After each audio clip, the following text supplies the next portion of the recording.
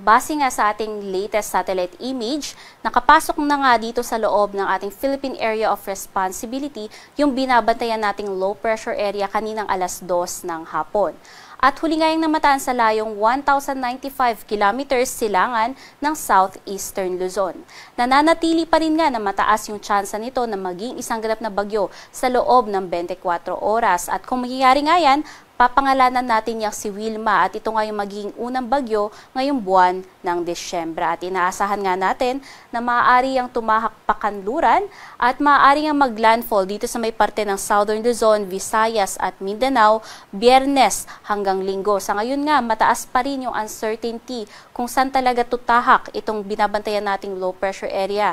Kaya patuloy po tayong mantabay sa pag-asa hinggil nga sa magiging update sa mga susunod na araw dito sa low pressure area. Samantala, maaari nga yan magdulot ng mga malalakas na mga pag-ulan sa malaking bahagi ng Visayas, dito sa may Southern Luzon at mangilan-ngilan pang bahagi ng Mindanao. Kaya mag-iingat na po yung ating mga kababayan dyan dahil sa mga nakaraang bagyo ay ito rin yung mga areas na nakaranas ng mga pag-ulan.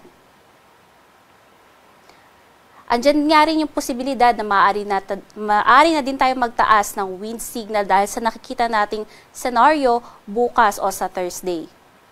At bukod nga dito sa binabantayan nating low pressure area, patuloy pa rin nga nakakaapekto ang Intertropical Convergence Zone o ITCZ sa may katimugang bahagi ng Mindanao.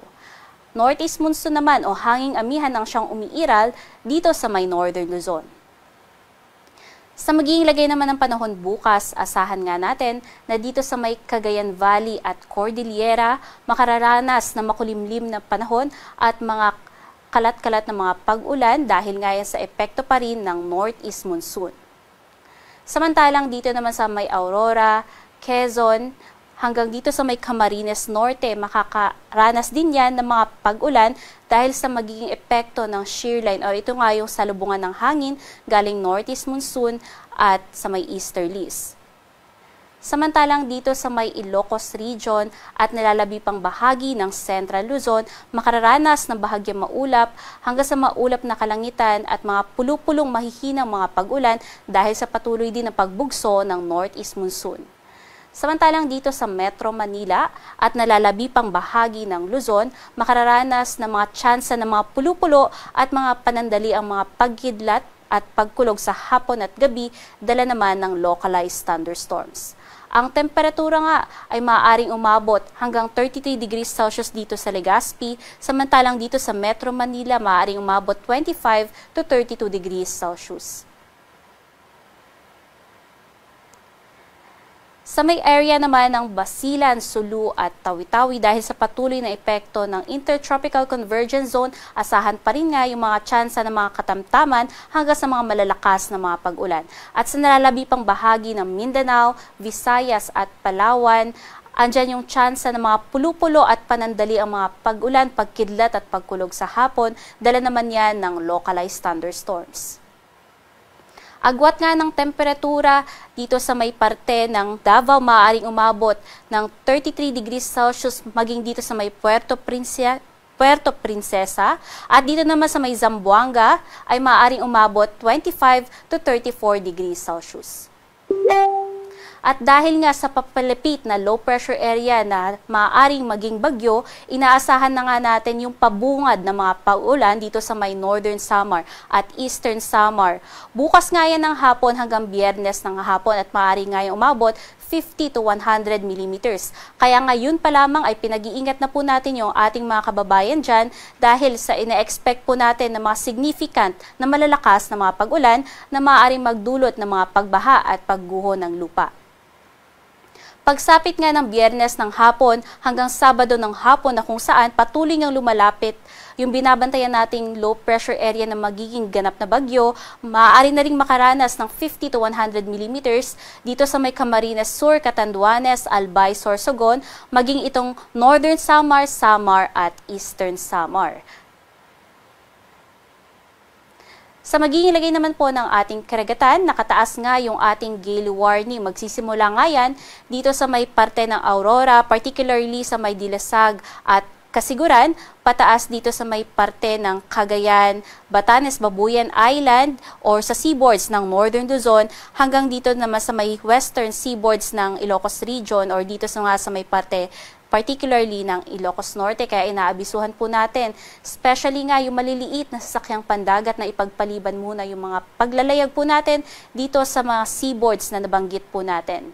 Samantalang dito nga sa seaboards ng Northern Luzon at sa eastern seaboards ng Northern at Central Luzon, although wala tayong nakataas na gale warning, makararanas ng katamtaman hanggang sa mga malalakas na mga pag-alon or matataas na mga pag-alon. Kaya pag-iingat po or iba yung pag-iingat po sa ating mga mangisda at mga sasakyang pandagat. At sa nalabing bahagi naman ng ating seaboards ng bansa, makararanas ng banayad hanggang sa katamtaman ng mga pag-alon na umaabot hanggang 2.5 meters.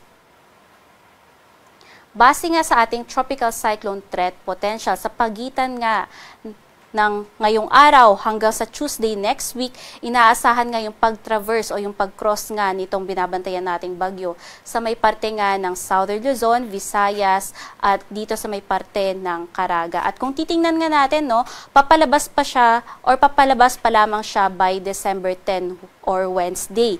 Ibig pong sabihin niyan ay magtatagal po siya dito sa loob ng ating Philippine Area of Responsibility.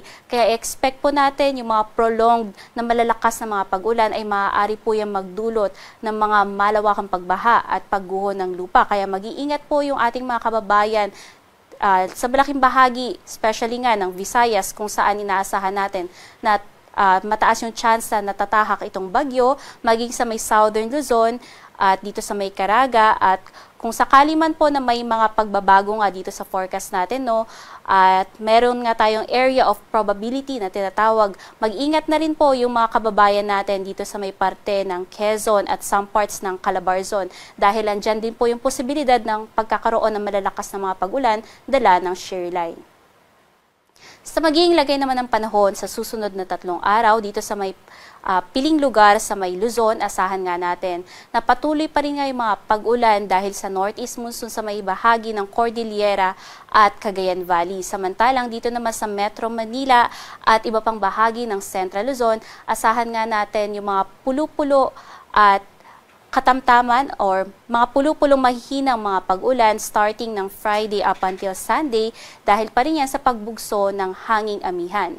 Samantalang dito nga sa may Legazpi City, although mainit at maalinsangan pa rin hanggang bukas, pagsapit ng Biyernes dahil nga sa paglapit na nitong low pressure area, asahan nga yung pagkakaroon na ng mga kalat-kalat na mga pag-ulan and starting Saturday and Sunday, andyan na nga yung posibilidad ng pagkakaroon nga ng mga pag-ulan na may kasamang mga pagbugso ng hangin, hindi lamang sa Legazpi City, kundi sa malaking bahagi ng Bicol Region.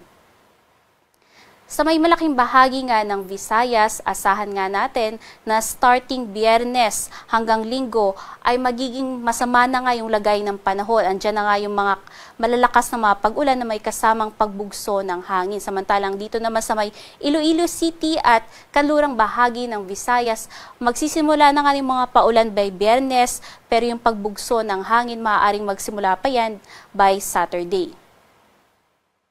Dito naman sa may bahagi ng Mindanao, asahan nga natin dahil sa patuloy na epekto ng Intertropical Convergence Zone, magiging maulan nga hanggang Biyernes dito sa may Metro Davao at iba pang bahagi ng southern parts ng Mindanao. However, nakikitaan na nga natin ang pag-igin ng panahon pagsapit ng Sabado hanggang Linggo. Dito naman sa may Cagayan de Oro City at iba pang bahagi ng Northern Mindanao at Caraga Region, asahan nga yung pagsama na din ng panahon pagsapit ng Biyernes dahil sa paglapit nga ng binabantayan nating low pressure area na may posibilidad na maging isang ganap na bagyo. At sasamahan na nga yan ng mga pagbugso ng hangin starting Sabado hanggang Linggo. Sa may Zamboanga City, although may mga paulan pa dito sa may parte ng Basilan, Sulu at Tawi-Tawi, asahan na nga natin yung pagganda ng panahon at maaari na nga makaranas ng mga pulo-pulo at mga panandali ang mga pagulan, pagkilat at pagkulog sa hapon at gabi.